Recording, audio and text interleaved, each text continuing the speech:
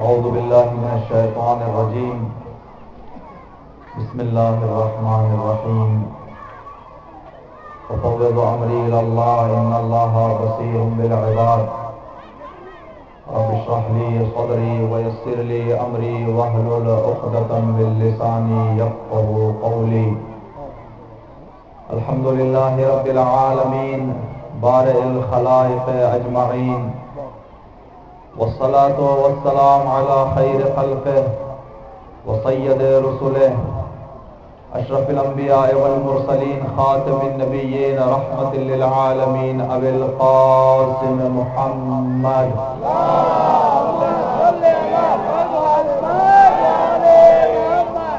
وعلى أهل بيته الطيبين الطاهرين المعصومين لا سيما بقية الله في العرضين روحي وأرواح العالمين لتراب مقدمه الفداء اللهم عجل لوليك الفرج والعافية والنصر ومد في عمره الشريف واجعلنا من خير أعوانه وأنصاره واللعنة على أعدائهم أجمعين اللهم لعن أول ظالم ظلم حق محمد وآل محمد وآخر طابع له على ذلك اللهم لعن العصابة التي جاهدت الحسين عليه السلام وشايعت وبايعت وتابعت على قتله اللهم لعنهم جميعا أما بعد قال الله سبحانه وتعالى في كتابه الكريم وفرقانه الحميد وقوله الحق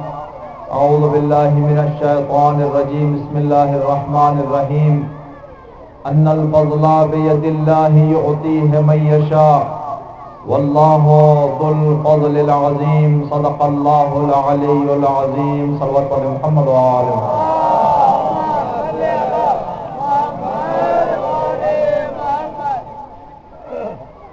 عزیزان محترم،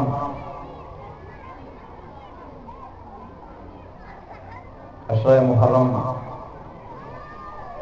گزرنے کے بعد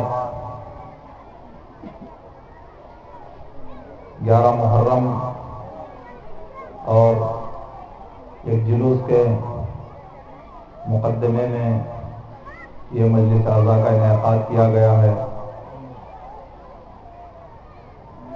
آپ حضرات سب مطلع ہیں کہ کل وطن عزیز میں ایک ناگوار خبر گونجی۔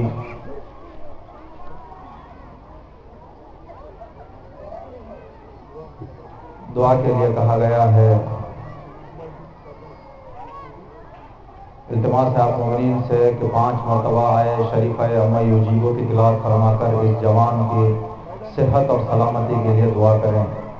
بسم اللہ الرحمن الرحیم اما یجیب المضطر اذا دعاه ویکشف السوء اما یجیب المضطر اذا دعاه ویکشف السوء اما یجیب المضطر اذا دعاه ویکشف السوء اما یجیب المضطر اذا دعاه ويكشف السوء عما يجيب المضطر إذا دعاه ويكشف السوء۔ بار الہ پروردگار، اس بندہ مومن، اس عزادار کا نام عباس ہے، ہم تجھے واسطہ دیتے ہیں کربلا کے ابوالفضل العباس کا۔ پروردگار تجھے واسطہ دیتے ہیں بچوں کی پیاس کا، بچوں کی آس کا جو عباس پر جنہوں نے لگائی تھی۔ پروردگار تجھے جناب سکینہ کے سوکھے ہونٹوں کا واسطہ، پروردگار تجھے واسطہ حضرت عباس کی کٹے شانوں کا۔ اس جوان کو، اس عزادار کو، اس مومن کو جلد از جلد شفاء عاجلہ و کاملہ عنایت فرما۔ پروردگار اس جوان کے گھر میں ایک نا امیدی سی آ گئی ہے، پروردگار تجھے واسطہ ہے کربلا کے بچوں کی نا امیدی کا۔ پروردگارہ کربلا کے بچوں کی نا امیدی کے صدقے میں جب عباس کے علم کو گرتے دیکھا تو بچوں کی آنکھوں سے جو آنسو نکلے پروردگارا، ان آنسوؤں کا واسطہ اس گھر میں امید کو واپس لوٹا۔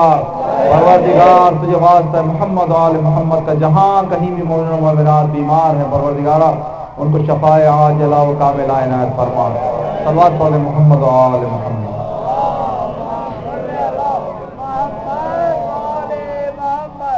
عزیزان گرامی، محرم کے مجالس میں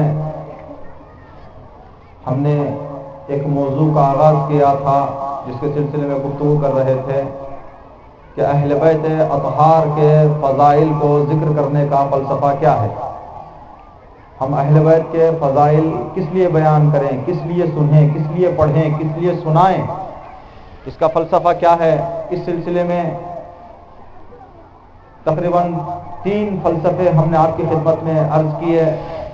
ایک فلسفہ یہ کہ اگر دیکھنا چاہتے ہو کہ کسی انسان کا دل زندہ ہے یا مر گیا ہے تو اہل بیت کے فضائل اس کے۔ امام اپنے بہت ہی نزدیک صحابی ابو بصیر کو لے کر مسجد میں آئے اور کہا کہ اے ابو بصیر، مسجد میں لوگوں کو دیکھ رہے ہو؟ کہا مولا ہاں، مسجد میں بہت سارے لوگ بیٹھے ہوئے ہیں۔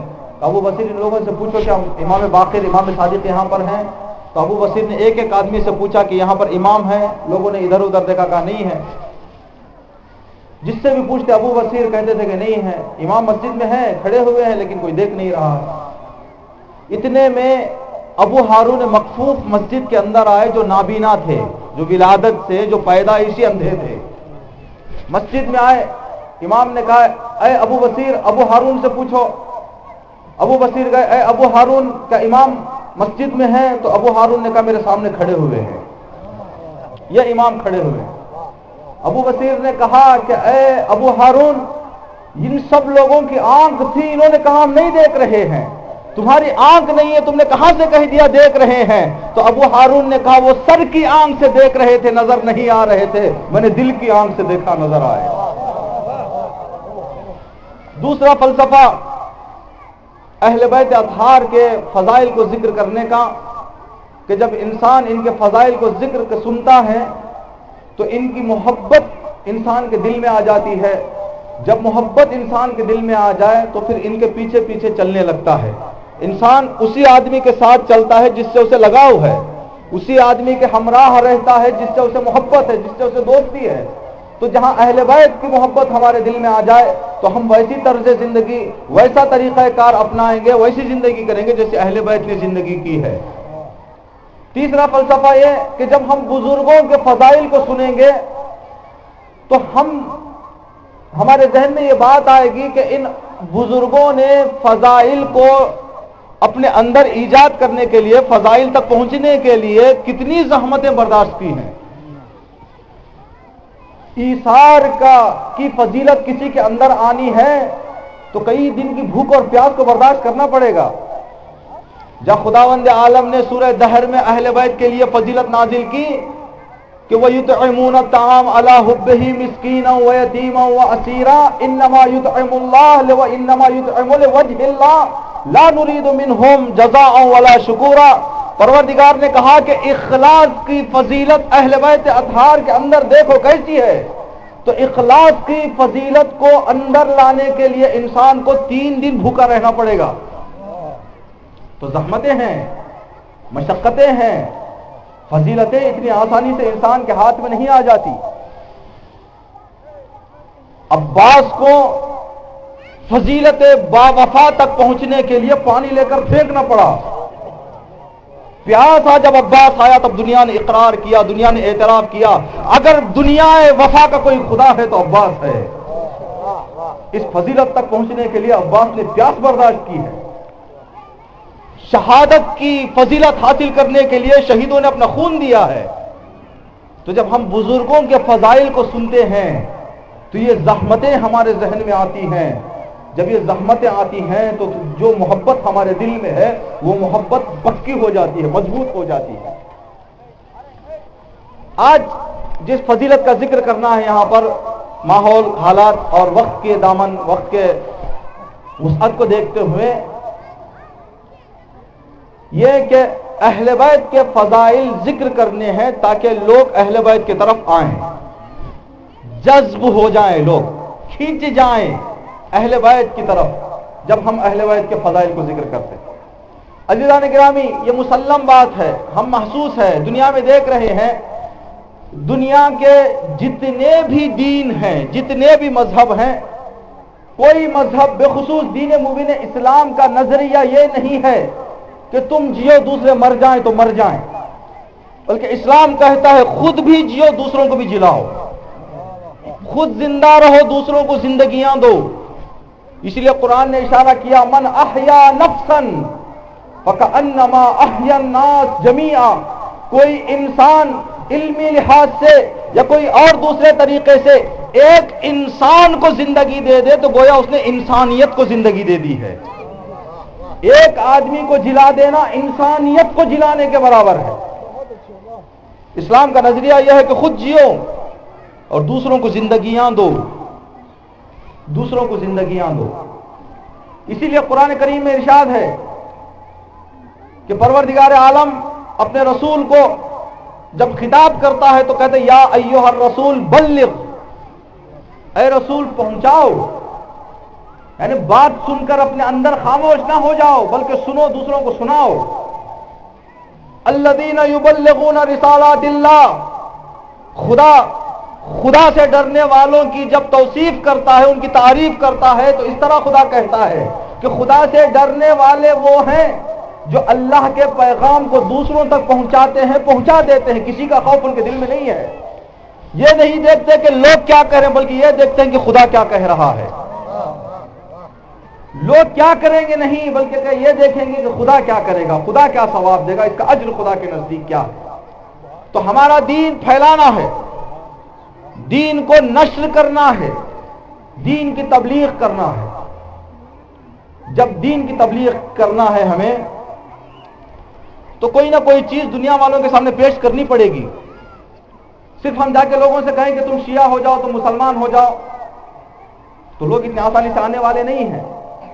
ان کے اندر جذابیت ایجاد کرنا ہے، اٹریکشن کرنا ہے، کھینچنا ہے ان لوگوں کو۔ تب کھینچنے کے لیے کوئی نہ کوئی چیز پیش کرنا پڑے گا لوگوں کے سامنے۔ دنیاوی محسوس مثال اگر ہم دیکھنا چاہیں، بزرگ، بچے، جوان سب اس بات کو جانتے ہیں، جب کوئی بھی کمپنی کوئی چیز بناتی ہے تو سب سے پہلا جو کام کرتی ہے ایڈ بتاتی ہے، ایڈورٹائز کرتی ہے، دیکھو یہ چیز یہ بہت صاف کرتا ہے، بہت پاک کرتا ہے، اس میں ہاتھوں کو نقصان نہیں پہنچائے گا، کیا نہیں کہے گا، کیا نہیں ہو جائے گا، اس کے اچھائیوں کو گناتا جائے گا تاکہ لوگ اس کی طرف کھنچائیں۔ پیش کرنا پڑے گا ہمیں۔ اب دین ہم کو پھیلانا ہے، دین پھیلانے کے لیے کوئی چیز پیش کرنا ہے۔ اب کیا پیش کریں؟ فضائل کو پیش کریں، اچھائیوں کو، جو اہل بیت کی زندگی میں جو فضائل پیش آئے ہیں، جو رخ دیے ہیں، جو موجود ہیں، ان فضائل کو ہم پیش کریں گے۔ جب ہم ان فضائل کو پیش کریں گے تو کوئی کسی کے ذہن میں سوال آ جائے کیوں ہم اہل بیت کے فضائل کو پیش کریں، ہمارے فضیلتوں کو کیوں نہ پیش کریں؟ کیوں نہ کہیں کہ دیکھو میں کتنا بڑا عالم ہوں، دیکھو میں کتنا بڑا اچھا ہوں، دیکھو میں کیا ہوں؟ کیوں ہمارے فضائل کو لوگوں کے سامنے پیش نہ کریں؟ تو ہم اس سے سوال کریں گے یہ بتاؤ کہ یہ فضیلتیں تم نے لی کس سے؟ تم کن کی احادیث کو پڑھ کر عالم بنے ہو، اپنے علم پر فخر کر رہے ہو؟ اگر در علم اہل بیت نہ ہوتا تو عمر بھر زندگی جہالت میں گزارنی پڑتی۔ در علم اہل بیت اگر ہمارے ہاتھ میں نہ ملتا تو ہم لوگ جہالت میں زندگی بسر کرتے۔ اسی لیے زیارت عاشورہ میں، آپ کل اعمال عاشورہ میں جب آپ زیارت عاشورہ پڑھتے ہیں تو آپ ضرور اس جملے کو پڑھتے ہیں، یا ابا عبداللہ انی اتقرب الی اللہ وإلی رسولہ وإلی امیر المؤمنین وإلی فاطمہ وإلی الحسن وإلیک بموالاتک اے امام حسین میں اللہ کے نزدیک ہو گیا ہوں، میں امیر مومنان کے نزدیک ہو گیا ہوں، میں رسول اللہ کے نزدیک ہو گیا ہوں، میں فاطمہ زہرا کے نزدیک ہو گیا ہوں، میں امام حسن کے نزدیک ہو گیا ہوں، میں امام حسین کے نزدیک ہو گیا ہوں. تو کوئی پوچھے کہ یہ عالی شخصیتیں ہیں، یہ وہ شخصیتیں ہیں جن کو معراج پر لے جایا گیا ہے، یہ وہ شخصیتیں ہیں جن کی ملائکہ غلامی کرتے ہیں، یہ وہ شخصیتیں ہیں جن کے در پر فرشتے بھیک مانگنے کے لیے آتے ہیں. تم فرشتے جہاں جن کی اجازت کے بغیر فرشتے اندر نہیں آ سکتے، تم نے کیا دیکھ لیا، تم نے کیا پا لیا کہ ان سے نزدیک ہونے کا دعویٰ کر رہے ہو؟ تو ہم ان کو یہی جواب دیں گے، یا حسین آپ کی محبت سے ہم نزدیک ہو گئے. بموالاتک، آپ کی محبت نے ہمیں اللہ سے نزدیک کر دیا ہے، رسول اللہ سے نزدیک کر دیا ہے، امیر مومنان سے نزدیک کر دیا ہے، پنجتن پاک سے ہم نزدیک ہو گئے. کیوں؟ اس لیے کہ ہمارے دل میں آپ کی محبت آ گئی. امام حسین کی محبت جو ہمارے دل میں آئی ہے، کیا ہم نے امام حسین کو دیکھا؟ آج کے زمانے میں اگر کوئی انسان یا ادعا کر دے کہ میں نے امام حسین کو دیکھ کر میں نے محبت اپنے دل میں ایجاد کی ہے، سب کہیں گے یہ جھوٹا دعویٰ ہے. پھر جب نہ امام حسین کو ہم نے دیکھا نہیں تو حسین کی محبت کہاں سے تمہارے دل میں آ گئی؟ تو ہم کہیں گے کہ ہم نے حسین کو تو دیکھا نہیں، حسین کی فضیلتوں کو سنا، جذب ہو گئے. حسین کے کمالات کو ہم نے سنا، ہم کھنچ آئے، ہمارا دل مجذوب ہو گیا، ہم حسین کے دیوانے ہو گئے ہیں. دن کا چین دیکھتے ہیں، نہ رات کی نئے نیند دیکھتے ہیں، مجلسوں میں آ رہے ہیں، ماتم کر رہے ہیں، سینہ پیٹ رہے ہیں، اپنے گھروں کے سکون کو کھو کر فاطمہ کو پرسہ دے رہے ہیں. اگر کوئی پوچھے یہ کیا ہو گیا ہے، کہا محبت ہمارے دل میں ہے. جو محبت کا ہم نے ادعا کیا بموالات کہ حسین ہم نے تیری محبت سے اللہ کے نزدیک ہو گئے ہیں. فضائل کو پیش کرنا ہے. جب فضائل کو پیش کریں گے تب جا کر ہم دین کا پرچار اور دین کا نشر اور دین کو پھیلا سکتے ہیں. ہمارے پاس کوئی ذاتی فضیلت نہیں ہے، جو بھی فضیلت ہے خدا کی اعطائی اور پنجتن پاک کا صدقہ ہے. جو بھی فضیلت ہمارے پاس ہے، تو جب ہماری فضیلت اعطائی ہے، کسی کی دی ہوئی ہے، اور ہماری فضیلت اگر پیش بھی کریں تو کس میں یار کا پیش کریں؟ اگر ہم کسی سے جا کے کہیں کہ میں عالم ہوں تو کوئی ایک ایسا سوال کر دے جس کا جواب ہمیں نہ آتا ہو، خجل ہو کے واپس آ جائیں گے. ادعا کرنا آسان ہے لیکن ادعا پر باقی رہنا مشکل ہے. اب ایسا شخص جا کر ایسے شخص کے علم کو ہم پیش کریں گے جس کے سامنے جواب دینے والا مجبور نہیں ہوتا تھا، خود سوال اور سوال کرنے والے مجبور ہو جاتے تھے. واقعات آپ کے ذہن میں ہیں؟ امام محمد تقی کے زمانے میں یا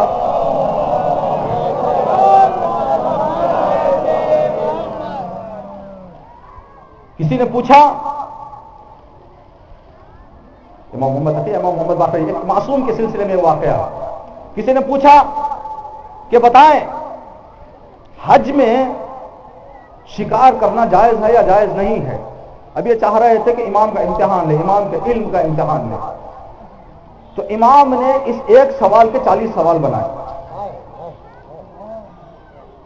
بتا شکار کرنے والا عالم ہو یا جاہل، حرم کے اندر ہو یا حرم کے باہر، چھوٹے حیوان کو اس نے شکار کیا، بڑے حیوان کو، ایسا کیا یا ایسا، عمرہ تھا یا حج.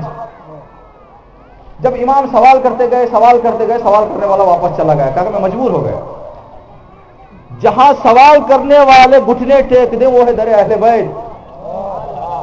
اس در پر نظر آتے ہیں جو یہ ادعا کرے سلونی قبل ان تفقدونی، اس سے پہلے کہ علی کو ہاتھوں سے کھو دو، علی کو نہ پاؤ، علی سے جو سوال کرنا ہے کر لو. اب ایسے علم کو تو ہمارے پاس علم نہیں، کوئی چیز ہماری ایسی نہیں ہے جو اس طریقے سے ہم پیش کریں. تب ہم ان لوگوں کے فضیلتوں کو پیش کریں گے جن کی فضیلتیں عالی ہیں، کمال ہے، جن کی فضیلتوں میں اتنی اونچی ہیں کہ خود مولا کائنات نے جو خدا کی توصیف کی ہے کہ جس کے اونچائی کو پرندے پرواز انسان کے دائرے فکر جس تک پہنچ نہ سکے وہ ہے فضائل علی بن ابی طالب. ایسے فضائل. تو عزیزان گرامی، اگر کسی انسان کے پاس خود فضیلتیں ہوں تو اپنی فضیلتوں کو بیان کر کے لوگوں کو بلا سکتا ہے، کھینچ سکتا ہے، جذب کر سکتا ہے۔ خداوند عالم قرآن کریم میں کئی مقامات پر یہ فرماتا نظر آتا ہے کہ خیر الغافرین، خیر الرازقین، خیر الماکرین، خیر الفاتحین، خیر الوارثین۔ اگر دنیا میں کوئی بہترین وارث ہے تو خدا ہے، اگر دنیا میں کوئی بہترین حاکم ہے تو خدا ہے۔ تو خدا کہتا ہے آؤ میرے پاس، میں بہترین حاکم ہوں، آؤ میرے پاس، میں بہترین رزق دینے والا ہوں، آؤ میرے پاس۔ تو خدا اس لیے کہ فضائل رکھتا ہے بلا رہا ہے۔ اب جو فضائل رکھتے ہیں وہ اپنی طرف بلاتے ہیں۔ خدا کے علاوہ اگر ہم دیکھیں، حضرت یوسف پیغمبر، جب آپ کے بھائیوں نے آپ کو کنویں میں ڈال دیا، آپ کنویں سے نکل کر بادشاہ بن گئے، قحطی کا زمانہ آیا، کنعان میں جہاں یوسف کے بھائی اور باپ زندگی کر رہے تھے، قحطی آئی۔ ان لوگوں کو خبر ہوئی کہ مصر میں ایک بادشاہ ہے جس کے پاس بہت ساری گیہوں ہے، ہم بھوک سے بچنے کے لیے، اس قحطی سے بچنے کے لیے جائیں گے، کچھ گیہوں لے کے آئیں گے۔ جب آئے حضرت یوسف کے بھائی گیہوں لینے کے لیے تو یوسف نے دیکھا کہ ان کا مادری بھائی جو بنیامین تھے وہ نہیں آئے ہیں۔ تو یوسف نے گیہوں دینے کے بعد اس طریقے سے ان بھائیوں سے کہا، وَلَمَّا جَهَّزَهُمْ بِجَهَازِهِمْ قَالَ ائْتُنِي بِأَخِيكَ مِنْ أَبِيكَ أَلَا تَرَوْنَ أَنِّي أَوْفَى الْكَيْلَ وَأَنَا خَيْرُ الْمُنزِلِينَ۔ کہا اے کنعان سے آنے والوں، اگلے بار جب گیہوں لینے کے لیے آنا تو اپنے اس بھائی کو بھی لے کے آنا۔ اب یوسف اس بھائی کو جذب کرنا چاہ رہے ہیں، بھائیوں کو جذب کرنا چاہ رہے ہیں، کہیں ایسے نہ ہو ایک مرتبہ لے کے چلے جائیں دوبارہ نہ آئے۔ یوسف کو جذب کرنا ہے، اپنی طرف ان لوگوں کو کھینچنا ہے تاکہ اگلے سال بھی آئے۔ تو یوسف نے کہا کیا تم نہیں جانتے میں کتنا اچھا وعدہ وفا کرتا ہوں؟ کیا تم نہیں جانتے میں کتنا بڑا مہمان نواز ہوں؟ اب یوسف کے پاس مہمان نوازی کی فضیلت تھی، یوسف کے پاس وفاداری کی فضیلت تھی، تو یوسف نے اعلان کیا دیکھو میرے اندر میں بلا رہا ہوں۔ جب انسان کے پاس ہوتی ہے تب جا کے انسان جذب کرتا ہے۔ عزیزان گرامی، اہل بیت اطہار کے زمانے میں اگر ہم دیکھیں تو یہ تنہا مولا کائنات تھے جو لوگوں کو اپنی طرف جذب کر رہے تھے، لوگوں کو اپنی طرف بلا رہے تھے۔ دو سے بہت سارے لوگ کوشش کر رہے تھے لوگوں کو جذب کرنے کے لیے، جذب نہیں کر پا رہے تھے۔ ان کا جذب نہ کرنا انعامات دے کر اور مولا کا کچھ دیے بغیر یہاں تک کہ حد جاری کر کے کرنے کے باوجود لوگوں کو جذب کرنا، اس بات کو اعلان کر رہا ہے کہ وہاں فضائل نہیں ہے، یہاں فضائل ہے۔ مولا کائنات کا مشہور واقعہ آپ نے سنا ہے، ایک انسان چوری کے جرم میں پکڑا گیا، مولا کی خدمت میں پیش کیا گیا کہ مولا اس نے چوری کی ہے۔ امام نے کہا گواہ لے کے آؤ۔ خود انسان نے کہا کہ مولا میں نے چوری کی ہے۔ امام نے کہا ڈر کے کہہ رہا ہے؟ کہا نہیں مولا میں چوری کی، میں نے چوری کی۔ کہا دیکھ چالاک ہے، عاقل ہے، دیوانہ نہیں ہے تو، اور ہمارے قانون فقہی ہے، ہمارے احکام میں یہ قانون ہے، چالاک انسان، عاقل انسان، سمجھدار انسان کسی بات کا اعتراف کر لے تو اس پر وہ کام جاری ہو جاتا ہے، ثابت ہو جاتا ہے۔ کہا کہ دیکھ چار تجھے گواہوں کی ضرورت ہے، اب تو گواہی کرے، ہمارے یہاں میرے پاس ابھی یہاں گواہی نہیں ہے، کسی نے مجھے گواہ پیش نہیں کیا ہے، لیکن اگر تو 3 مرتبہ کہہ دے میں نے چوری کیا ہے، میں نے چوری کیا ہے، میں نے چوری کیا ہے، تو اس کا مطلب یہ ہے کہ تو نے چوری کیا ہے، چوری کی سزا ملے گی۔ کہا کہ مولا ہاں میں نے چوری کیا ہے۔ ٹھیک ہے، جب تو نے چوری کیا ہے چوری کی سزا یہ ہے کہ چور کے ہاتھ کاٹے جاتے۔ آ جاؤ ادھر بیٹھ جاؤ۔ بیٹھ گئے، امام نے چاقو اٹھایا تو اس کے ہاتھ کاٹ دیا۔ انگلی، ہاتھ کٹا ہوا ہے، انگلیاں کٹی ہوئی ہیں، اس ہاتھ میں انگلیاں ہیں، دفن کرنے کے لیے لے جا رہا ہے، یہ ہاتھ خون میں بھرا ہوا ہے، راستہ چل رہا ہے۔ اب ظالموں نے، مخالفوں نے دیکھا کہ موقع اچھا ہے، اب یہاں پر اس انسان کو علی سے جدا کر سکتے ہیں۔ جدا کر سکتے ہیں. کہا اب بھی محبت کرے گا؟ تیرے ہاتھ کاٹ دیے اب بھی علی علی کرے گا؟ اب بھی علی علی کرے گا؟ تو اس نے ایک جواب دیا، یہ نہیں، اس کی ساری نسل اس جواب کو دیکھ کر دنگ رہ گئی. کہا کہ اے حاکم وقت، مجھے انگلیاں کٹنے کے بعد یہ کہہ رہا ہے کہ علی کی محبت چھوڑ دے. میں نے انگلیاں کٹوائی، اس ہاتھ کو پکڑا، لوگوں کو بتاؤں کہ آج اگر دنیا کی عدالتیں، پوری دنیا میں اگر کسی کو افتخار ہو کہ دنیا کا سب سے بڑے عادل نے اس کو سزا دی ہو تو میں ہوں. اگر کوئی ادعا کر سکتا ہے، کوئی چیلنج کر سکتا ہے کہ دنیا کا سب سے بڑا عادل انسان نے میرے ہاتھ کاٹے ہیں تو میں ہوں. میں جب تک جیوں گا لوگ پوچھیں گے کہ تیرے ہاتھ کو کس نے کاٹا، تو میں سر اٹھا کر کہوں گا کہ دنیا کے سب سے بڑے عادل نے کاٹا. مولا کے پاس فضیلت تھی، اب وہاں پیسے دے کے لوگوں کو کھینچنا چاہ رہے تھے. جب فضائل کو دیکھ کر کوئی انسان جذب ہو جاتا ہے، عدی ابن حاتم کی طرح ہو جاتا ہے. عدی ابن حاتم کے 3 بیٹے. عدی ابن حاتم خود مولا کے رکاب میں، مولا کے کنار میں، مولا کے لشکر میں، زمان خلافت مولا میں 3 جنگیں ہوئی. ہر جنگ میں ایک بیٹا شہید ہو گیا. ہر ایک جنگ میں ایک بیٹا 3 جنگ میں 3 بیٹے شہید ہو گئے. جنگ نہروان میں جناب عدی کی 2 آنکھیں چلی گئی، اندھے ہو گئے. ایک دن معاویہ نے بلایا عدی کو. بلانے کے بعد کہا کہ اے عدی ابن حاتم، علی نے تمہارے ساتھ انصاف نہیں کیا. کیا ہو گیا؟ کیسے انصاف نہیں کیا؟ تو کہا کہ اے عدی، علی نے حسن و حسین کو گھر میں بٹھا لیا، تمہارے بچوں کو جنگ میں پہنچا کے تاکہ تمہارے بچے مر جائیں، ان کے بچے بچ جائیں. یہ علی نے انصاف نہیں کیا. عدی کے 3 بیٹے مر چکے ہیں، شہید ہو گئے ہیں. خود عدی دونوں آنکھوں سے اندھے ہو گئے ہیں.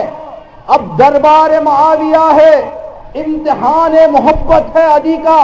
فضائل کو دیکھ چکے ہیں عدی، فضائل کو جان چکے ہیں، فضائل سے معرفت امام دل میں آ چکی ہے. تو عدی نے ایک جملہ کی کہا کہ اے معاویہ، یہ نہ کہنا کہ علی نے میرے ساتھ انصاف نہیں کیا، بلکہ محبت ولایت و محبت کا تقاضا یہ ہے کہ میں نے علی کے ساتھ محبت نہیں کی، آج تک میں زندہ ہوں.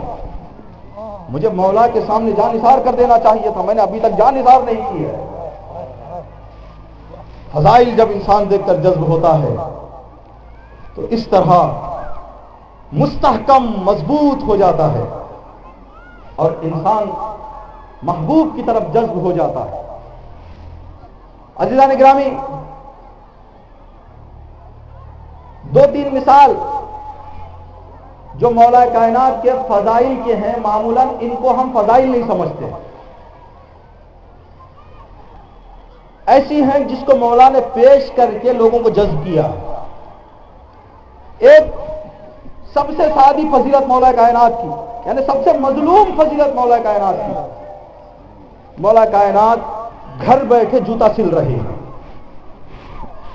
کسی نے پوچھا کہ مولا کب تک یہ جوتا سلیں گے؟ اب امیر مومنان ہیں، اب بادشاہ وقت ہے، اب امام وقت ہے، لوگ دنیا کے گوشے کنار سے آپ کو دیکھنے کے لیے آئیں گے. معمولاً دنیا کا دستور یہ ہے، جو کرسی پر بیٹھتے ہیں، جو مسند پر بیٹھتے ہیں، جو خلافت پر بیٹھتے ہیں، فاخر لباس، زینتی لباس، مہنگے کپڑے پہنتے ہیں تاکہ لوگ دور دور سے مجھے دیکھنے کے لیے آئیں، تاکہ مقام کا لحاظ رکھا جائے. تو مولا آپ امیر مومنان ہیں، آپ امام وقت ہیں، تو آپ اپنے جوتا بیٹھ کے سل رہے ہیں. مولا مجھے سمجھ میں یہ سوچ رہا ہوں کہ یہ آپ کو زیب نہیں دیتا. تو مولا کائنات نے کہا نہیں، میں سوچ رہا ہوں ابھی اس جوتے میں دم ہے، ابھی کچھ دن اور چل سکتا ہے. جب چل سکتا ہے تو کیوں میں اس کو صحیح نہ کروں؟ پھر امام نے بتایا کہ اے پوچھنے والے، مجھے یہ بتا، اگر یہ جوتا لے جا کر تجھے میں کہہ دوں کہ جا بازار میں بیچ دے تو کیا قیمت ملے گی اس کو؟ آج ان جوتوں کی کیا قیمت ہے؟ تو کہا کہ مولا اگر آپ بازار میں لے کے جاؤں تو کسی سے کہوں کہ فری بھی لے لو تو نہیں لے گا، اتنے پیون اس میں لگ گئے ہیں. میں کہہ دوں کہ فری لے لو، مفت لے لو، کوئی لینے کے لیے تیار نہیں ہے. تو امام نے کہا دیکھ، مجھے کہا جائے دنیا لے لو، جوتا دے دو، میں لے لوں گا. دنیا پوری دنیا مجھے دے کر کہا جائے کہ یا علی پوری دنیا کی قیمت آپ کا یہ پھٹا جوتا ہے کہ آپ خریدیں گے؟ امام نے کہا یہ تمہاری دنیا جس پر جان دے رہے ہو میری نگاہ میں اس پھٹے ہوئے جوتے سے بھی بدتر ہے، اس کی قیمت اس جوتے سے بھی گری ہوئی ہے۔ میں کبھی نہیں یہ معاملہ نہیں کروں گا، میں سمجھوں گا اس دنیا سے یہ میرا جوتا مہنگا ہے، میں نہیں لوں گا۔ تو امام نے یہ کام کیا۔ آیت اللہ محسن قرات حفظہ اللہ ایک پیغام دیتے ہیں اس حدیث کو، اس فضیلت کو نقل کرنے کے بعد امام بتانا چاہ رہے ہیں، دیکھو جب امیر مومنان نے جوتا سلنے میں شرمندگی کا احساس نہیں کیا، 2 کلاس پڑھ کے کبھی یہ نہ سوچ لینا کہ جوتا سلنا عیب ہے۔ کبھی 2 کلاس پڑھ کے 5 کلاس پڑھ کے یہ نہ سوچنا میں بڑا ہو گیا ہوں۔ تم جو بھی ہو علی کے غلام ہو، جب تمہارا مولا سلنے میں شرمندگی کا احساس نہیں کرتا، جب تک استعمال ہو رہا ہے استعمال کرو۔ یہ مولا کی فضیلت ہے، اس طریقے سے علی نے جذب کیا۔ ایک اور فضیلت جو تاریخ میں ملتی ہے، صلوات پڑھیں محمد و آل محمد۔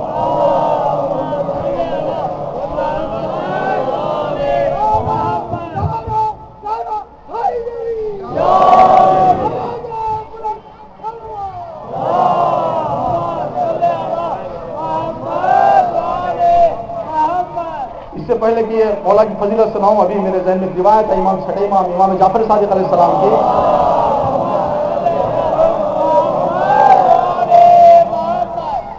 میں اگر یہ روایت کو سناؤں گا تو آپ اپنے دل سے سوچیں کہ امام نے اس زمانے میں جو کہا ہے، آپ خود اپنی زندگی میں اس کو ٹیلی کریں، تطبیق کریں کہ امام نے جو کہا ہے وہ صحیح ہے یا صحیح نہیں ہے۔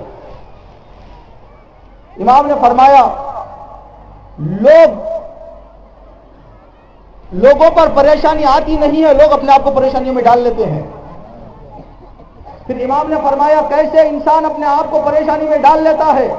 امام نے فرمایا کہ اگر انسان اس حد تک باقی رہ جائے جتنی اس کی ضرورت ہے، زیادہ خرید و فروخت نہ کرے، زیادہ چیزوں کی توقع نہ کرے، حریص نہ ہو جائے، حرص نہ کرے، تو کبھی انسان پریشان نہیں ہوتا۔ انسان کی پریشانی اس کے حرص میں ہے۔ مثال، آدمی موبائل کی ضرورت ہے، آج دنیا کا جو ماحول ہو گیا ہے، ہر آدمی جلدی سے معلوم کرنے کے لیے، رابطے میں رہنے کے لیے موبائل کی ضرورت ہے۔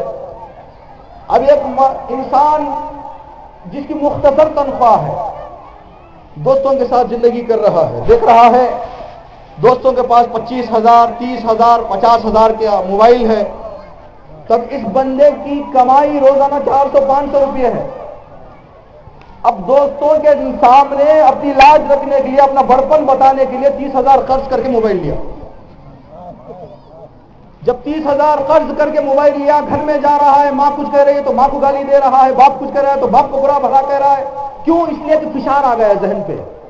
راستے پہ چل رہا ہے، مانگنے والا کہ بھائی لاؤ میرا پیسہ، کہ دوں گا، کہیں گلی سے چکا کے بھاگ رہا ہے، کسی کوچے میں گھس رہا ہے، کہیں آتا نہیں ہے، کیوں؟ اس لیے کہ مجھے اسے پیسہ دینا ہے۔ اگر تجھے بات ہی کرنا تھا، وہ مقام نہ دیتا، اس کی ظرفیت، اس کی کیپیسٹی اس کے ساتھ، میری کیپیسٹی میرے ساتھ، اگر اس بات کو دیکھ کر تو آگے بڑھتا تو یہ نہ فشار رہتا، نہ ماں کا احترام تیرے ہاتھ سے جاتا، نہ باپ کی نافرمانی تجھ سے سرزد ہوتی۔ امام نے کہا دیکھو اس نے اس توقع کو جو رکھا، جو حرص کیا، اپنے آپ کو پریشانی میں ڈال لیا۔ مولا گئے دکان میں، مولا کائنات امیر مومنان علی ابن ابی طالب دکان میں گئے مولا گوشت خریدنے کے لیے۔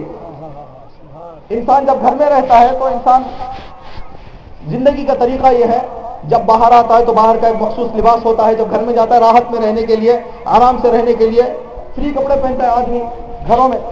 مولا کائنات گھر گئے، گھر میں تھے، گوشت خریدنے کے لیے باہر آئے، دیکھا امام نے کہ دکان، گوشت کی دکان میں، قصاب کی دکان میں صف لگی ہوئی ہے۔ امام بھی صف میں کھڑے ہو گئے۔ اللہ اکبر، میری جان قربان مولا۔ علی نے یہ نہیں کہا کہ میں امیر المومنین ہوں، آگے چھوڑ دو۔ امام کھڑے رہے پیچھے۔ سبق سکھانا تھا دنیا والوں کو کہ صرف نماز، روزہ، حج، زکات انجام دینے سے آدمی مومن نہیں بن جاتا۔ حق الناس بھی بہت بڑی چیز ہے۔ 2 آدمیوں کو میں اگر آگے چھوڑ کے آگے چلا جاتا، یہ 2 منٹ جو ان 2 لوگوں کا دیر ہوتا قیامت کو مجھے جواب دینا ہے خدا کے سامنے. مولا کہنا سب میں کھڑے ہیں. کیوں میں کھڑے ہیں؟ اب گوشت کاٹنے والا سب کو گوشت دے رہا ہے, دیکھ رہا ہے کہ یہ گوشت لے کے چلا گیا, دوسرا گوشت لے کے چلا گیا. امام سامنے کھڑے ہوئے. جب امام کی باری آئی تو امام بغیر گوشت خریدے چلے گئے. کیوں میں کھڑے ہوئے ہیں؟ جب امام کی نوبت آئی تو چلے گئے. اب قصاب نے کہا کہ مولا میں دیکھ رہا تھا 4 5 10 منٹ سے صف میں کھڑے ہوئے ہیں, جب آپ کی نوبت آئی تو آپ جا رہے ہیں بغیر کچھ خریدے, بات کیا ہے؟ تو امام نے کہا کہ جب میری نوبت آئی میں نے جیب میں ہاتھ ڈالا, پیسہ نہیں لایا, میرا پیسہ ان کپڑوں میں رہ گیا جو میرے گھر میں ہے. کہا کہ مولا آپ کا گھر تو یہی ہے, کل لے کے آ جائیں, کیا بات ہے, آج گوشت لے کے چلے جائیں, قربان جائیں جان علی بن ابی طالب پر.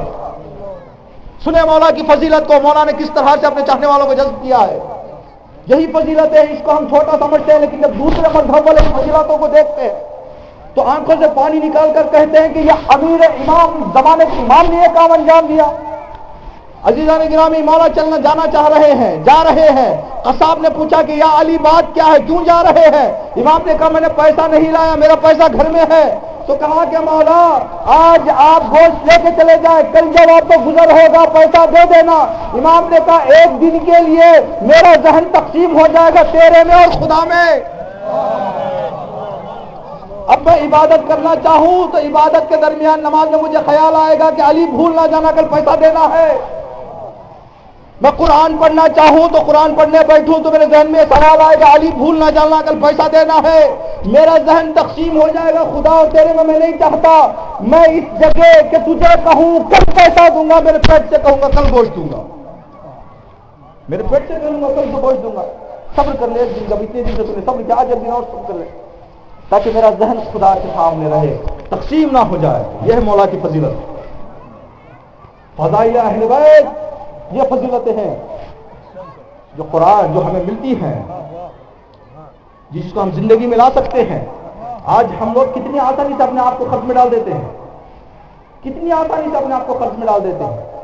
اپنے آپ کو قرض میں مبتلا کر دینا کسی کے غلام بن جانے کے برابر ہے, کسی نوکر بن جانے کے برابر ہے. جب وہ آئے اس کے کھڑے ہو جاؤ, جہاں ملے سلام کرو, اس کے قرض لے لیے ہو, بات ہے, کل ملیں گے پرسوں ملیں گے, عزت کا سوال ہے. مولا نے کہا کہ اگر میرے چاہنے والے ہو گھر میں ایک وقت بھوکے رہ جاؤ, قرض نہ کرو. جہاں قرض کرنے کی سفارش کی گئی ہے, قرض ان لوگوں کے لیے ہے جو واقعا محتاج ہیں. سہولت کے لیے قرض کرنا اچھی بات نہیں ہے. ہمارے قرض معمولاً سہولت کے لیے ہیں, وقت پر نہیں ہے. امام نے کہا, قرآن نے جہاں کہا قرض دو, تو یہاں پر امام نے کہا کہ قرض ہر جگہ نہیں لیا جاتا.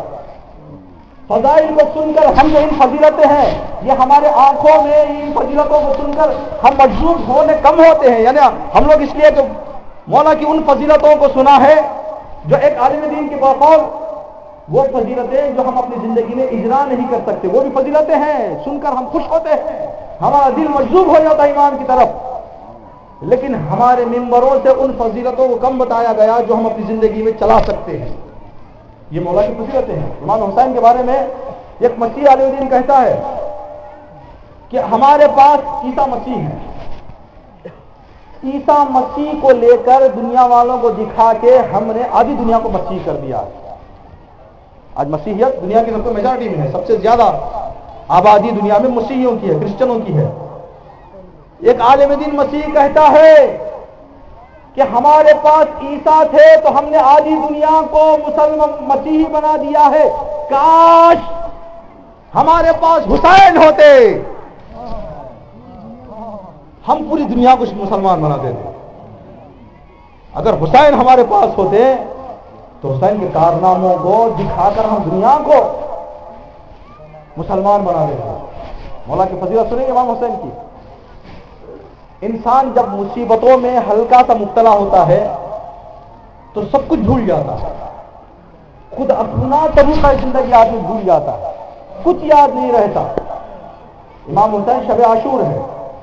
شب عاشور جب اصحاب کو بٹھائیں, اصحاب کو بٹھانے کے بعد کہا ہے صحابیوں میں لائٹ چراغ بجھا دیتا ہوں, تم چلے جاؤ. جب امام نے چراغ جلایا دیکھا کوئی نہیں گیا ہے, ابھی کوئی گیا نہیں تھا، سب بیٹھے ہوئے تھے، اتنے میں ایک آدمی خط لے کر، ایک پیغام لے کر آیا. ان کربلا میں جو اصحاب امام حسین تھے ان لوگوں کے نام ایک خط لے کے آیا، ان میں سے ایک کے نام. کہا کہ یہ خط فلاں شخص کا ہے، خضرمی نام کے شہید ہیں، ان کے لیے خط آیا تھا. خضرمی نے خط پڑھا، امام نے کہا خضرمی خط کیا ہے؟ تو کہا مولا خط لکھا ہے کہ حکومت وقت نے میرے بیٹے کو شہر رے میں گرفتار کر لیا ہے. شہر رے میں میرے بیٹے کو حکومت وقت نے گرفتار کر کے قید میں ڈال دیا ہے. امام نے کہا خضرمی ابھی تک تیرے پاس کوئی بہانہ نہیں تھا، یہ بہانہ بھی چلا جا بیٹے کا، میرا جوان بیٹا ہے، بیٹے کی محبت ہے، باپ کے دل میں محبت ہوتی ہے، چلا جا لے کے جا، میں راضی ہوں، چلا جا اپنے بیٹے کی نجات دے دے. تو کہا کہ مولا اگر میں باہر جاؤں تو جانوروں کی غذا بن جاؤں، میں نہیں جاؤں گا، میرا بیٹا بھی آپ کو قربان، میں نہیں جاؤں گا. جب امام نے یہ دیکھا، اللہ اکبر، فضائل امام حسین کا خضرمی اگر تم اپنی محبت کا اس طریقے سے میرے ساتھ اعلان کرتے ہو میری محبت کا، تو امام نے کہا قافلے میں جو بیویاں تھی جتنے بھی میرے مہنگے کپڑے ہیں لے کے آؤ. جب امام کے قیمتی کپڑے لائے گئے، امام نے کہا اس قاصد کے حوالے کر دو، تم نہ جاؤ تو حسین تمہارے بیٹے کی ضمانت لے کر کہہ رہا ہے اے قاصد ان کپڑوں کو لے جا کر بیچ دینا، پیسہ دے کر ضمانت پر اس کے بیٹے کو رہا کروا. کہاں کہاں حسین نے خیال کیا ہے، کیا کیا فضیلتیں ہیں. ہاں جب انسان جذب ہو جاتا ہے، مجذوب کر لیتا ہے کسی کو، تو یہ حکومت جسموں پر نہیں رہتی، دلوں پر حکومت رہتی ہے، دلوں پر حکومت رہتی ہے. مجذوب کرنے والا انسان دلوں پر حکومت کرتا ہے. اگر کسی کو دل پر حکومت کرنا ہے تو کمالات اخلاقی دکھاؤ. ایک حدیث ہے کہ پیغمبر اسلام نے ارشاد فرمایا کہ تم اپنے پیسوں کو پیسوں کے ذریعہ لوگوں کو بلا نہیں سکتے، تو اپنے ادب کے ذریعے سے بلاؤ. تم پیسوں سے سب کو راضی نہیں کر سکتے، پیسہ خرچ کر کے چاہو کہ سب کو راضی کر دیں، یہ نہیں کر سکتے، لیکن اپنے فضیلتوں کے ذریعے سب کو راضی کر سکتے ہو. اگر تم عالم ہو جاؤ، علم کی فضیلت تمہارے اندر آ جائے تو گاؤں کا ہر بچہ کہے گا اچھا آدمی ہے، عالم آدمی ہے. کیوں؟ اس لیے کہ فضیلت تمہارے اندر ہے. اگر تم 1 کروڑ روپے بھی خرچ کر کر لوگوں کو راضی کروانا چاہو تو کوئی نہ کوئی ایک بات کرے گا، سب کو راضی نہیں کروا سکتے. پیسے کے ذریعے جسموں پر حکومت ہوتی ہے، فضیلتوں کے ذریعے دلوں پر حکومت ہوتی ہے. پیسہ دے کر شخص پر حکومت کر سکتے ہیں، فضیلتوں کے ذریعے نسل پر حکومت کریں گے، شخص پر نہیں، نسل پر. دلیل کیا ہے مولانا؟ دلیل یہ ہے مولا کائنات علی ابن ابی طالب اور اہل بیت اطہار کے فضیلتوں کو دیکھ کر ہمارے بڑوں نے آج تک ہمیں بتایا، آج ہم جان دینے کے لیے تیار ہیں. یہ ہم 1400 سال بعد جو ہم جان دینے کے لیے تیار ہو گئے ہیں، کیا چیز ہمیں جان دینے کے لیے راضی کر رہی ہے، تیار کر رہی ہے؟ بس امام کی فضیلتیں، امام کی محبتیں. نسلوں پر حکومت ہوتی ہے. اگر پیسے کے ذریعے حکومت کرنا چاہیں تو پیسے کی حکومت وقت پر ہوتی ہے. اگر اخلاق کے ذریعے، فضیلتوں کے ذریعے سے حکومت کرے، فضیلتوں کی حکومت زمانوں پر ہوتی ہے. وقت کا پابند نہ ہو جاؤ، وقت پر محدود نہ ہو جاؤ، زمانوں پر حکومت کرو، جسموں پر حکومت نہیں، دلوں پر حکومت کرو. ہاں آج کربلا کے شہیدوں کو یاد کر کے، ان کے فضائل سن کر آج ہم مجذوب ہو گئے ان سے. کربلا والوں نے ہمیں کیا دکھا دیا؟ فضیلت شجاعت دکھائی، فضیلت شہادت دکھائی، فضیلت شجاع صبر دکھائی، فضیلت ایثار دکھائی، فضیلت اطاعت کربلا میں نظر آئی.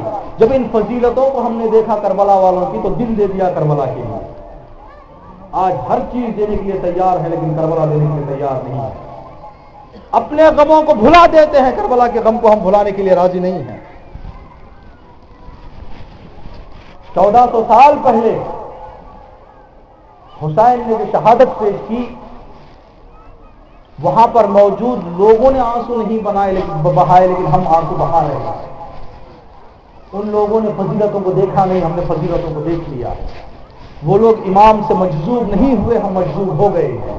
ان کے دل میں ایمان کی محبت نہ رہی، ہمارے دل میں ایمان کی محبت آ گئی۔ یہ ایمان کی محبت کا آ جانا، آج ہم 1400 سال بیٹھ کر آنسو بہا رہے ہیں۔ 11 محرم ہے، قیامت کی تاریخ ہے۔ ایک لحاظ اور نگاہ سے دیکھا جائے تو روز عاشور سے بھی بڑی مصیبت آج ہے، اس لیے کہ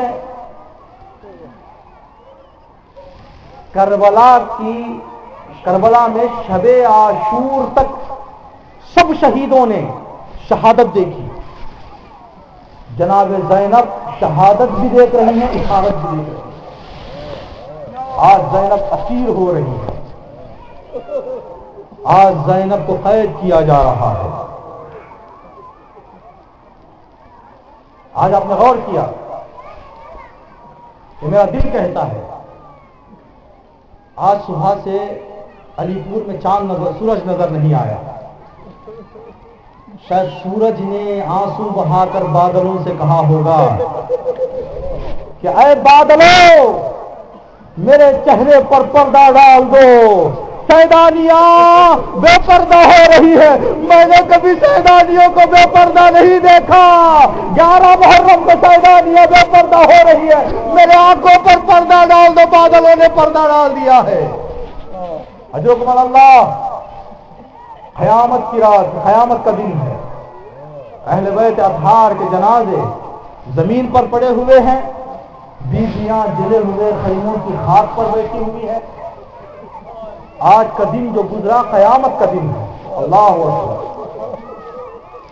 ماؤں نے، بہنوں نے، بیویوں نے، خواتین نے کل کی جو شہادتیں دیکھی تھی، شہادتیں دیکھنے کے بعد یہ سوچ رہی تھی کہ اس مصیبت پر صرف ہم کو صبر کرنا ہے، لیکن آج بیویوں نے اپنے اعزاء اور احبا کو دوسری مرتبہ شہید ہوتے دیکھا ہے۔ 11 محرم کو 30,000 کا لشکر ایک طرف، 72 جنازے روئے زمین پر ایک طرف۔ عمر سعد نے دستور دیا کہ جنازوں پر گھوڑے دوڑائے جائیں، جنازوں پر گھوڑے دوڑائے جائیں۔ اب ان گھوڑے دوڑانے سے جنازوں کی حالت کیا ہو گئی تھی، ہمیں 2 واقعے ملتے ہیں جس سے ہمیں پتہ چلتا ہے کہ جنازوں کی حالت کیا ہو گئی۔ ایک واقعہ یہ کہ جب 13 محرم کو امام سجاد شہداء کے جنازوں کو دفن کرنے کے لیے کربلا آئے، جب جنازوں کو دفن کرنا شروع کیا تو امام سجاد دفن کرتے کرتے جو بنی اسد کے لوگ امام کا ساتھ دے رہے تھے ان سے امام نے فرمایا کہ دیکھو میرے چچا کا جنازہ نظر نہیں آتا، کیوں میرے چچا کا جنازہ میں دیکھ نہیں رہا ہوں؟ تو امام دیکھ رہے تھے سب جنازوں کو، تو امام نے فرمایا اے قبیلہ بنی اسد، میرا چچا فرات کی طرف گیا ہوا تھا، میرے بابا نے میرے چچا کا جنازہ نہیں لایا، جاؤ میرے چچا کے جنازے کو تلاش کرو جہاں میں سب کو دفن کر رہا ہوں، امام کو بھی حضرت عباس کو بھی لا کر میں یہاں دفن کر دوں۔ اب قبیلہ بنی اسد کے افراد گئے، دیکھنے کے بعد جناب حضرت عباس کا جب جنازہ دیکھا تو امام سجاد کو اطلاع دی کہ مولا جناب عباس کا جنازہ ہمیں نظر آ گیا ہے۔ امام نے کہا میں آ رہا ہوں، میرے چچا کو اٹھا کر میں لاؤں گا، میرے ہاتھوں سے میں چچا کو دفن کروں گا۔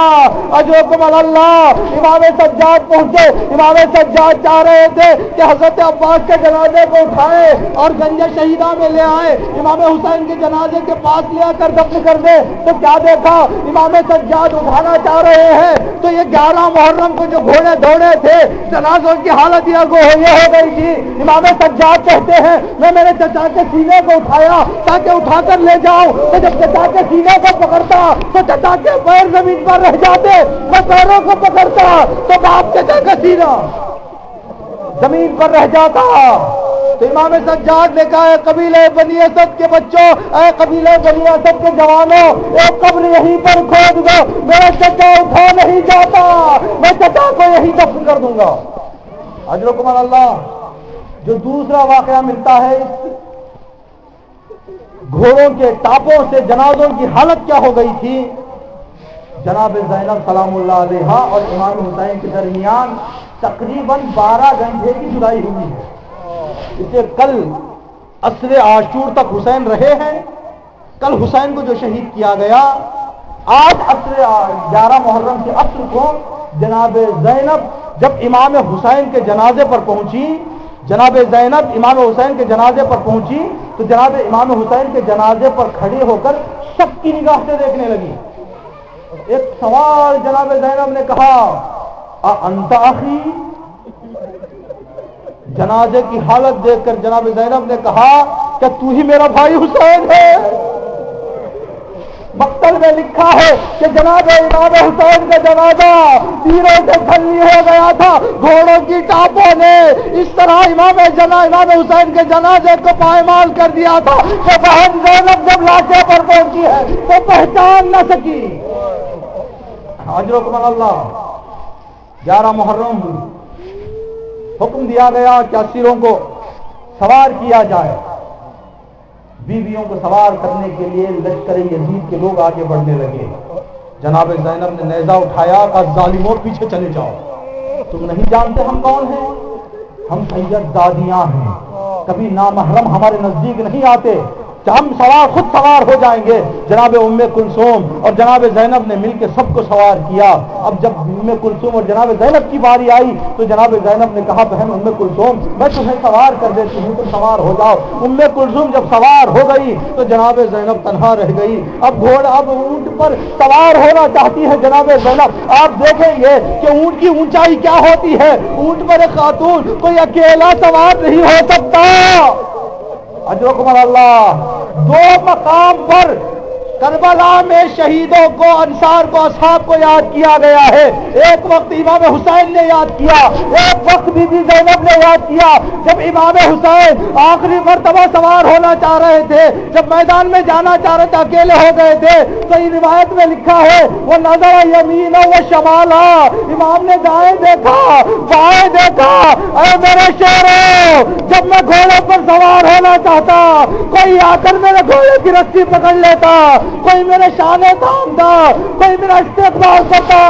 ماموں سوار ہو جائے، چچا سوار ہو جائے، بھائی سوار ہو جائے، لیکن ہار حسین کی مظلومی تم جوانوں کہاں سو گئے؟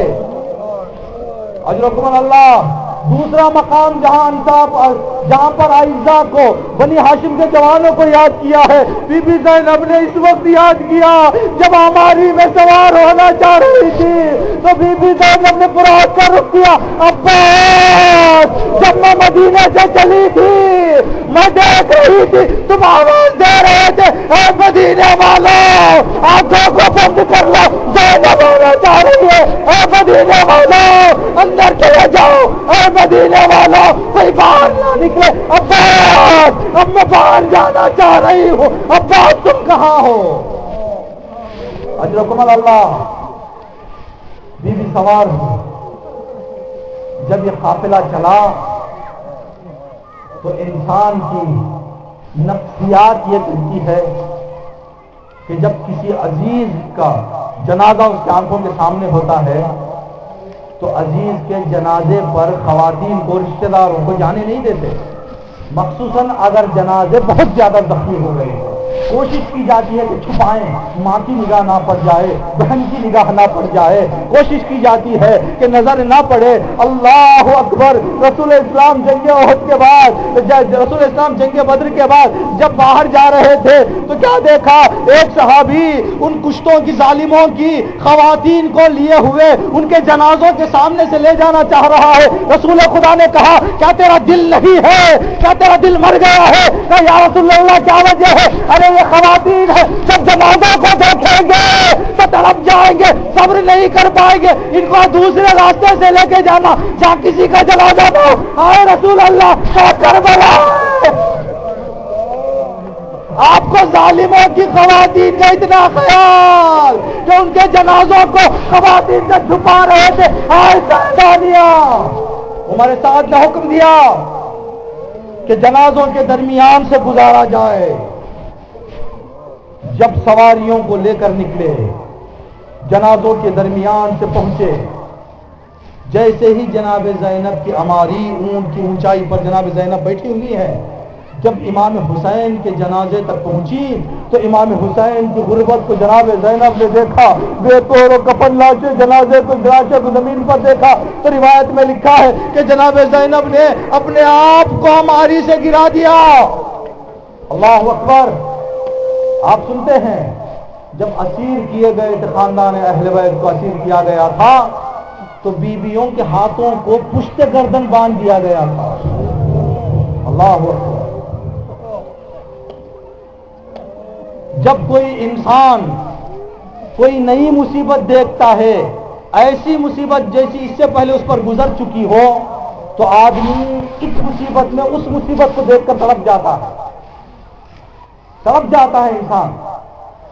آپ نے سنا ہے نا کہ جناب عباس کے سلسلے میں جناب زہرا نے ذاکر اہل بیت کو ایک سفارش کی تھی کہ اے میرے چاہنے والے، اے ذاکر حسین، تو کیوں عباس کے مسائل نہیں پڑھتا؟ تو کہا بی بی میں تو عباس کے مصائب پڑھتا ہوں۔ کہا اس مصیبت کو کیوں نہیں پڑھتا؟ کہا بی بی وہ کون سی مصیبت ہے تو خود بتا۔ جب کوئی بھی گھوڑے پر زخمی ہو کر زمین پر آتا ہے تو زمین پر آنے والا کیا کرتا ہے؟ کہا بی بی اپنے ہاتھوں کو سہارا لے کر زمین پر گر جاتا ہے۔ تو بی بی نے کہا بتا کیا میرے عباس کے شانے تھے؟ میرے عباس کے شانے کٹے ہوئے تھے، میرا عباس چہرے کی طرف سے زمین پر آیا تھا۔ میں کہوں گا فاطمہ آپ نے وہاں پر جو درد اٹھایا ہوگا آج بھی اب تڑپ گئی ہوگی، فرمایا ہوگا بیٹی زینب اپنے آپ کو ہماری سے نہ گرانا، بیٹی ہاتھوں کو جب بندھا ہوا ہے سر کے بل گرا جاتا ہے تو بڑی تکلیف ہوتی ہے۔ اللہ لعنت اللہ علی القوم الظالمین سیعلم الذین ظلموا ای منقلب ینقلبون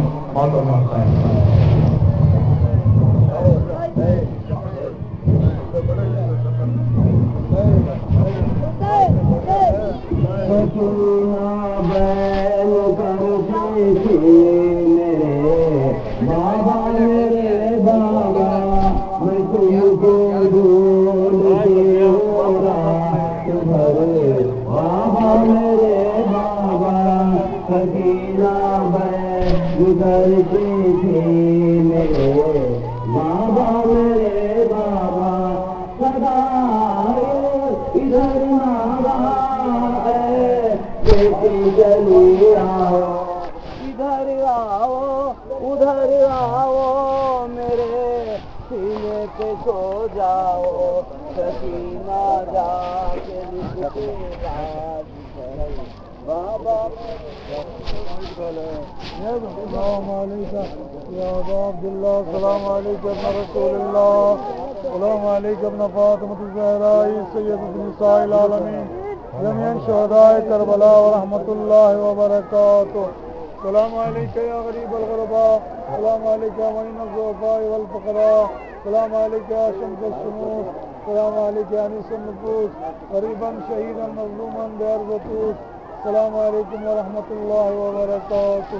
السلام علیکم یا مولا یا صاحب العصر والزمان، السلام علیکم یا خلیفۃ الرحمن، السلام علیکم یا شریف القرآن، السلام علیکم یا مظہر الایمان، اللمان اللمان یا صاحب العصر والزمان ورحمۃ اللہ وبرکاتہ۔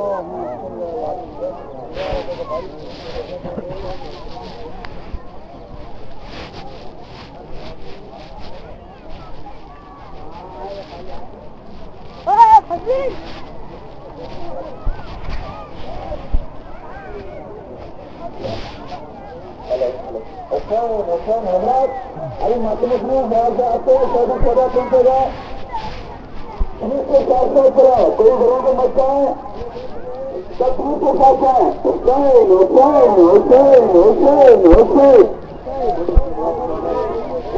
حسین حسین حسین حسین حسین حسین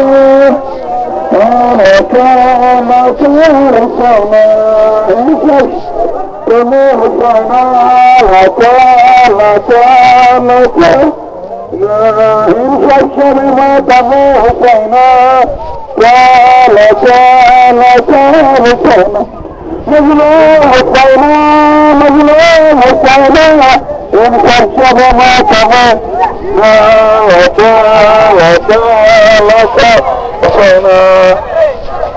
ماتم حسین حسین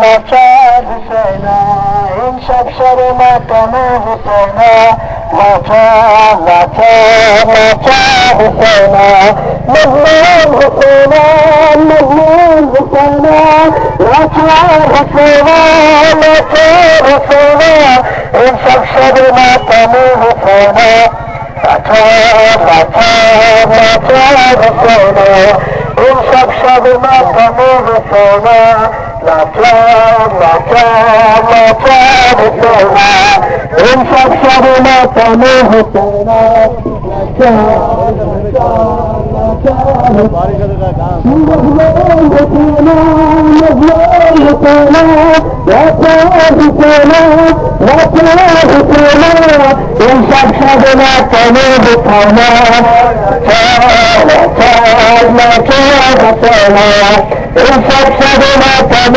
حسینا لاچار لاچار لاچار حسینا مظلوم حسینا مظلوم حسینا ان سب سب ماتم حسینا لاچار لاچار حسینا ان سب سب ماتم حسینا لاچار لاچار لاچار حسینا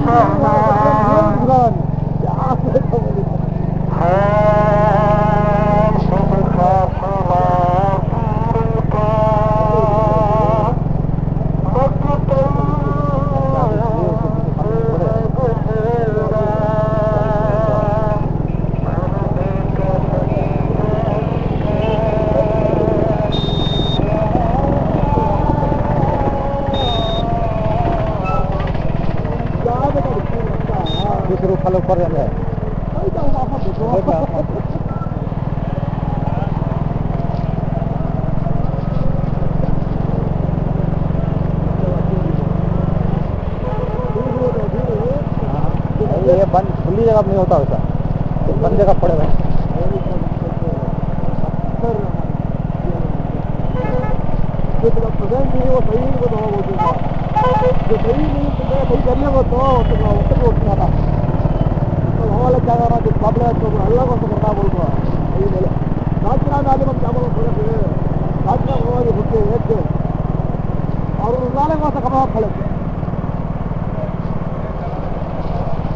नाली म्हणजे बता के आम्हाला जिथे धरत होता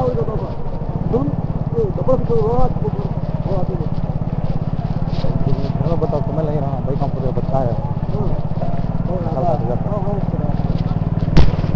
पहले आटा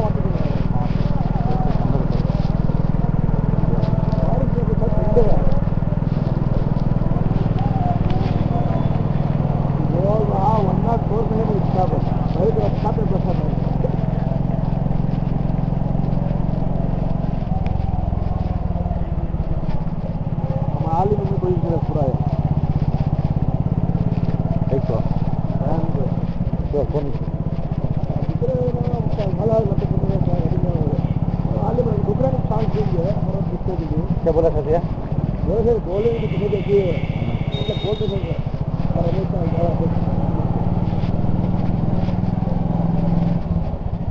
आपको निजामत करोगे बोल रहे हैं अरे ये क्यों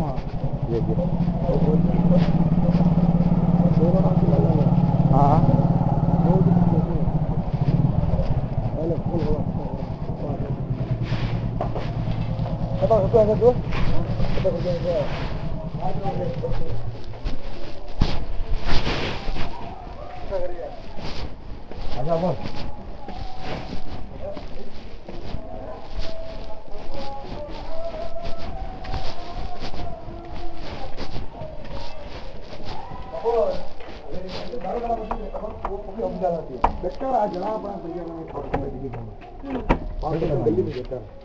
चार पैसे ना देख रखा हूँ लगा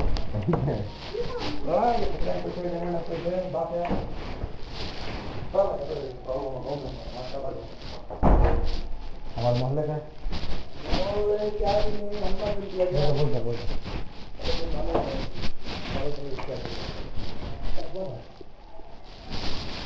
चपला